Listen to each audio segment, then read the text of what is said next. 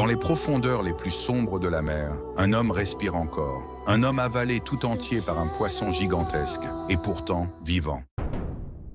C'est l'histoire de Yunus, Jonas, alayhi salam. Un prophète qui, pris de colère face à son peuple, qui refusait de croire, décida de partir sans attendre la permission d'Allah. Mais la mer n'était pas son refuge, elle allait devenir son épreuve. Alors qu'il embarquait sur un navire, les vagues devinrent furieuses. Le bateau menaçait de chavirer. Les marins dirent « Quelqu'un parmi nous a provoqué la colère du ciel ». Ils tirèrent au sort, et le nom de Yunus sortit. Une fois, deux fois, trois fois. Sourate as-Safa, verset 141. Il fut désigné parmi les perdants. Il fut jeté dans la mer, et un poisson immense, préparé par Allah, l'avala sans le blesser. Sourate as-Safa, verset 142. Le poisson l'engloutit alors qu'il était blâmable. L'obscurité l'entoura.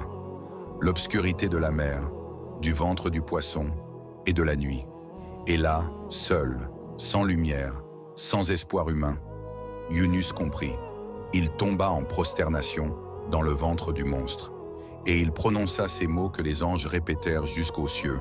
Sourate Al-Anbiya, verset 87. Il n'y a de divinité qu'Allah. Gloire à toi, j'ai été du nombre des injustes. Les anges dirent, Seigneur, cette voix nous la connaissons. Et Allah répondit, oui, c'est celle de mon serviteur Yunus.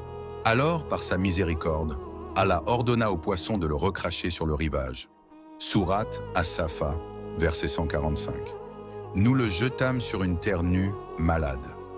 Puis il fit pousser au-dessus de lui une plante aux larges feuilles pour le protéger. Yunus retourna ensuite vers son peuple, et cette fois, ils crurent. Tous. Sourate as-Safat, verset 148. Et ils crurent, et nous leur donnâmes jouissance pour un temps. Tout cela pour qu'on se souvienne, même dans le ventre des ténèbres, si ton cœur se tourne sincèrement vers Allah, la lumière peut renaître.